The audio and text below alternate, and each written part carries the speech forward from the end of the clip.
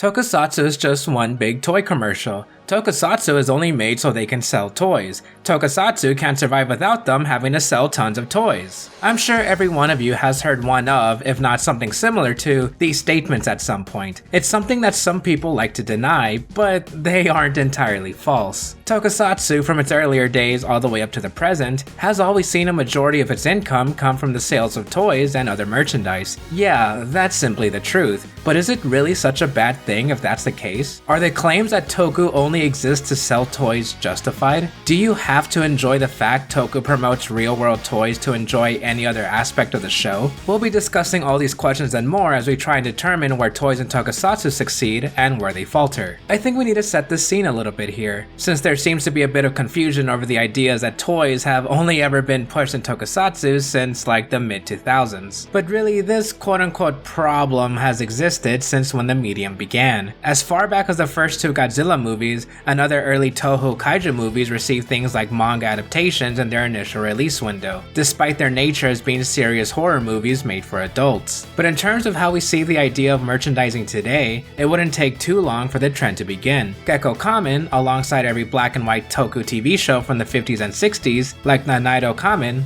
and Akuma-kun, all had available merchandise associated with them. These mostly boiled down to the bare basics you'd expect, and Tokusatsu made after it. Action figures of the heroes and monsters, and a release of the opening theme. Once heroes that needed specific items to transform became the norm, the items themselves were added to the list, alongside in Ultraman's case, the weaponry and vehicles of the defense teams. As Kamen Rider, Sentai, and other assorted tokus began, all these items continued to be produced and sold, but the influx of merchandise only began to expand. From trading cards to picture books to sausages, there was a tie-in promotion for just about every series going. By the late 70s, anime was on the rise, with Toei taking notice of the success of those featuring giant robots, leading to Leopardon and Spider-Man, which also led to the Sentai Mecha. Sun Vulcan's Vulcan Robo Toy was the first Sentai series where the robot toy outsold every other form of merchandise for the series, making the concept a mainstay in every Sentai show to this day. Even in the 80s, when Tokusatsu was at its least popular, the toys of the larger franchises continued to sell, despite Rider and Ultraman being on a main series hiatus. As Tokusatsu regained its legs in the 90s and 2000s, the same level of merchandising seen in the 70s began again, with more heroes, vehicles, and weapons being added to each show. The amount of merchandise increased in turn. From the perspective of Bandai, the next logical step when moving into the 2010s was to push an even larger amount of toys, hence the introduction of small, easy to manufacture and cheap to produce individual items you'd insert into a larger deluxe item to complete a process. This method allowed more robust toys for kids to play with, more features, and the ability to introduce more and more of these smaller items, or as they're more commonly known as within the community, gimmicks. As the show would go on, each of which with their own physical toy that you could buy and own. This idea has obviously proved successful, or else they would have stopped it years ago. When looking back at the history of items like this, it puts things into perspective. In saying that, the main point people like to make is that toys have almost infiltrated Toku shows and take them over like some sort of parasite. And yes, toys in Tokusatsu have been brought more into the forefront in the last decade and a half, but as we've seen through their progression previously, such an implementation was honestly inevitable due to the contrast escalation of their importance in creating profits to put back into new shows. Wow, those are really big words, but to put simply, toy make a lot of money. I think the idea that there's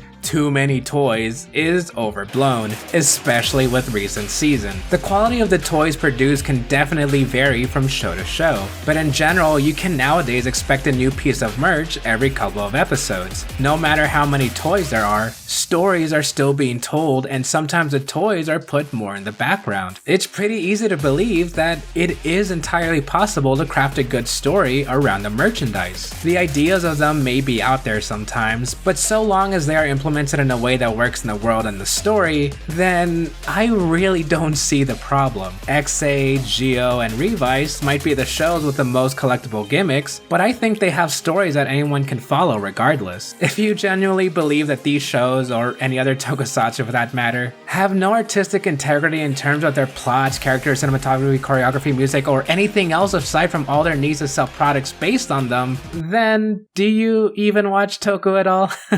It could be wrong wrong of me to say that there aren't any instances in Tokusatsu of the protagonist being in a situation that is obviously being set up for the introduction of a new form or a brand new toy. Then it just magically appears in front of them or someone hands it to them like, oh hey, here you go, now go and destroy the monster of the week in a cool way so the audience wants to buy the new merch. When it's done, as I say, it's usually very obvious it's going to happen. And when it does happen, you're left with an eye-rolling inducing, ugh, I knew it moment. Which, yeah, admittedly gets annoying. Especially when you've seen it so many times. Ultimately though, Bandai has a quota they need to meet. So the production companies have to have products that need a push inserted into the TV shows in some way. So you really can't expect every single item to have a fleshed out reason for existing. Not that it makes it better when it happens over and over. As a brief aside, there are some things that I personally believe could make for a good toy for a toku show. To me, it's not necessarily that the idea itself is wholly unique, because I love TCGs and there have been some cards here and there, but to me it matters more if the idea is solid. It has cool functionality and playability, it looks and sounds neat, and has good themes to tie to the storyline and show where it comes from. Then it'll be one I like a lot. As an example, the best toys in all of Tokusatsu to me are the Ride Watches. They're important for the story and are just generally really friggin' cool. Each of them have unique voice phrases on their own and with the GQ driver, as well as their all-in-one product line for you to be able to collect an item representing your favorite rider, unless your favorite rider happens to be a Showa rider, since Toei doesn't like them and they don't bring them money, so I mean, hey, what are you gonna do? The script here also says to add an ad-lib comment about how the rider is very clearly salty in that case, but that's okay, because I want Showa Ride Watches too. There are instances where toys being pushed in the form of in-show gimmick items, in a way some would consider excessive, was included out of necessity, namely in the New Generation and Reiwa era Ultraman shows. Ultraman Mabius in 2006 was made with essentially every penny Tsuburaya had, as at the time, there was a very real possibility that it was going to be the final Ultraman series ever. After it wrapped, Bandai still wanted the series to continue, so shows and movies in the Ultra Galaxy sub-series were made, all of which you can tell didn't have enormous budgets, what with the small casts, focus on in-suit fight scenes, and in the case of the Ultra Galaxy movie that introduced Ultraman Zero, have the entire movie shot against green screen. At the same time, there was also a notable push of toys. Aside from the usual kaiju figures and weapons, a new concept was introduced, collectible cards. These cards had cross-functionality with the Battlenizer toys, as well as a compatible arcade game. This idea was a resounding financial success, with the series grossing the highest ever post-Mabius Heisei show in the franchise. Said success later prompted TV Tokyo to take on the Ultraman franchise again, with Tsuburaya airing the clip show series Ultraman Retsuden, as well as they worked on smaller projects like Ultra Zero Fight, before eventually being able to bring a full Ultraman series back with Ginga in 2013. While it and its two succeeding series, Ginga S and X, were still airing in the Ultraman Retsuden block, they were still fully original productions,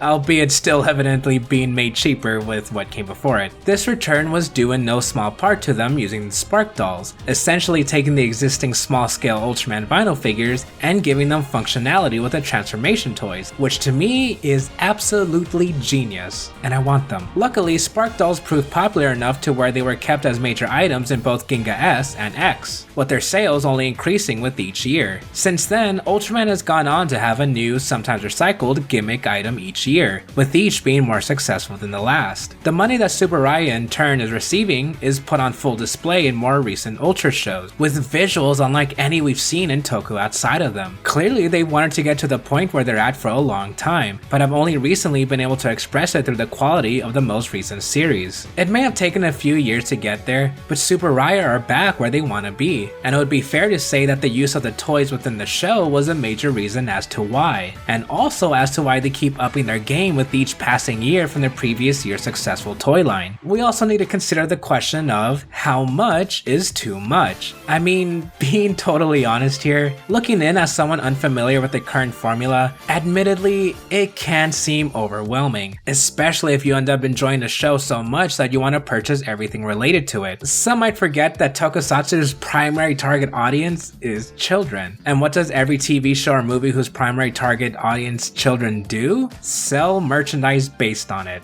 Duh. Is a franchise with a similar target audience like SpongeBob, job any less egregious with the amount of merchandise and products it turns out as any given toku. I can't believe I just mentioned SpongeBob on this channel. There being quote-unquote too many toys is obviously a matter of opinion, but I feel applying that sentiment to literally every show from an entire era of a franchise is taking it way too far. For instance, I think a good amount is in Kamen Rider Double, where there aren't too many forms, but the episodic nature of its early episodes ends up having a good balance of story and advertising. As said before, X8 has a buttload of merchandise, but it's still able to tell an engaging story, one that was popular enough for it to receive a metric ton of post-series content, thanks in no small part to the Gasha toy line. Q-Ranger had so many different forms of merch for each Ranger, Mecha, and don't even get me started on all those Q-Tamas. But at the same time, it was able to introduce these elements in a good way and one at a time so it wouldn't get overwhelming quickly. What I'm trying to say is, whether a show has a greater or lesser number than another doesn't change how good or bad that show's more important elements like its plot and characters are. The total amount of pieces of plastic,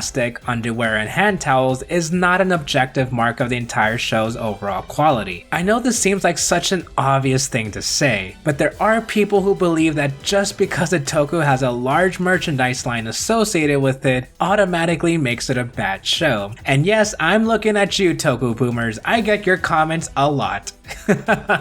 As I said before, the Ride Watchers are my favorite Rider gimmick toys, but does that mean I think Geo the show itself is just as good? Equally, I really love Ryukendo and I think everybody here needs to watch it, but the toy line, to me, kinda sucks. It almost felt like it really didn't have any at all, and to some that might be a good thing. Sorry, I think I should stress before I move on. If you generally do not like the large amount of toys in a given toku, that's completely okay. But remember, the toys are not the only thing in it. There are more aspects to like it if you just ignore the merch. We all look past the inherently low budget nature of Tokusatsu because we love it. So if you can look past that, looking past the product placement shouldn't be too hard either. On a separate note, some may look to those of us who purchase merchandise from Toku and claim we're quote-unquote fueling the fire or giving into the corporations by falling into their trap and taking your money for a piece of plastic or vinyl. I mean, if you don't want to buy the toys, you don't have to, but I and many others want to. Not because we can't control ourselves, at least I hope not, or we don't realize the things we're buying are ostensibly children's toys, but because we love to showcase our love for a certain series or toy line. It's a way for us, even in just a personal way, to say, yeah, I like this a lot. I'ma buy it and display it proudly because I like it that much. As you are all probably aware, I have quite the stockpile of toys around my room, but each piece conveys my feelings towards a given show. Enough where I make my own personal decision to spend my own money on physical items representing the passion for them. And besides, these things aren't cheap. Have you seen the shipping on Mandarake? But is this a bad thing? No. And no one should make you feel bad for expressing how you feel about a given show in this way. You want to buy every full bottle cause Build is your favorite Rider series. And of course, you gotta be sensible. You gotta know when your money is needed for a more important thing. But if you have that money to spend, then go for it. As I always say, please enjoy what you like. And if you enjoy collecting a certain line of toys, then more power to you. I don't think I've ever said that phrase before. Ultimately, I find the current use of toys in Tokusatsu to be wholly appropriate. As discussed, it's a natural evolution of where things have been going with them since their inception, and while yes, the execution can sometimes be sloppy, more often than not, they're very well implemented and in general very fun to collect and use alongside the characters. To those who adamantly believe that these shows have too much quantity or too much focus on them, and feel they will end up in a nihilistic consumerism hellscape or something, that's fine. That's your opinion. I don't expect this video to have changed your mind, nor do I personally want it to, but to me, I'm quite happy with the way things are with them, and I'm more than willing to see what innovations they take in the future. Now, if only the voices in my head would stop bugging me over my mass amounts of accumulated debt notices from spending my life savings on this Orga driver. Wait a minute, I don't have an Orga driver. I should probably go buy one. Video has reached completion. See you next time.